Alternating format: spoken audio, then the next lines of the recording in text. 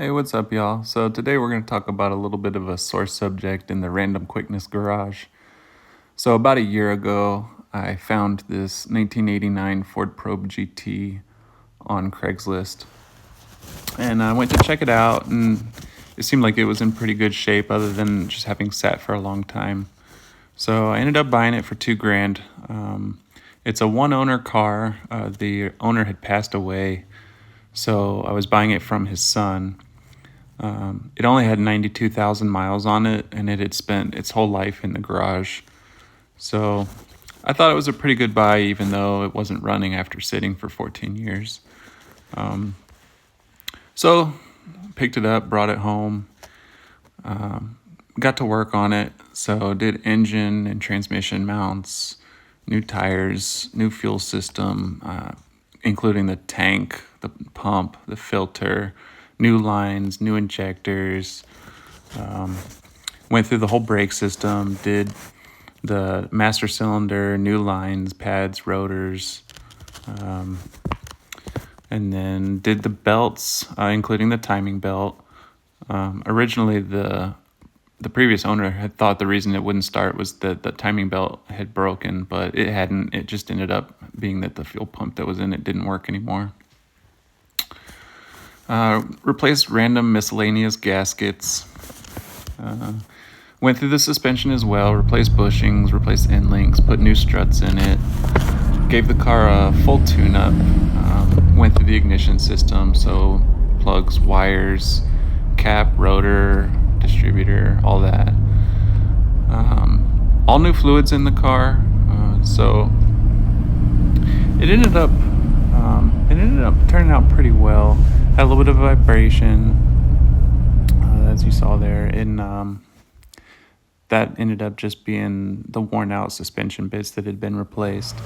So it runs pretty smooth now, even at speed. But the reason it's a sore subject, so I got to work on this car while I was, right after I got it basically, and I was waiting to get the title for it. The title was fine, from the seller, but the problem was that it was not the most recent copy of the title. So when I bought it and went to title it, the DMV basically said, there's a more recent copy of the title out there. You need to get a hold of that one before you can transfer it. So I ended up reaching out to the seller, and he was able to get a duplicate of the most recent title. But the problem with that title was that it had his ex-wife's name on it, who is also deceased. And he was even able to get in touch with her family and ask if they'd be willing to, to do the necessary paperwork, basically just saying that, sign the title and then include a copy of the paperwork that was the correct signature and everything. But basically her family didn't want to participate in it whatsoever. She had no interest in the vehicle and didn't want to help us out at all. So here I am with a fully restored 1989 Ford Probe GT that I'm going to have to put a bonded title on. And then I guess I'm just going to sit on it for 3 years and then get a clean title for it and hopefully sell it at that point. It is a fun car. It drives great now, so I'll probably take it out every now and then just to keep everything running, keep the fluids, and make sure everything stays tip-top. So it's a car that I didn't plan to own for a few years, but it looks like I'm going to be stuck with it for a while.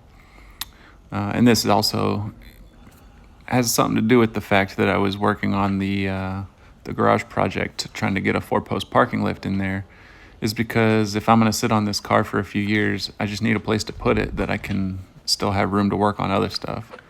I'm actually bidding on another car right now, so we'll see. Stay tuned. There might be another project coming in pretty soon.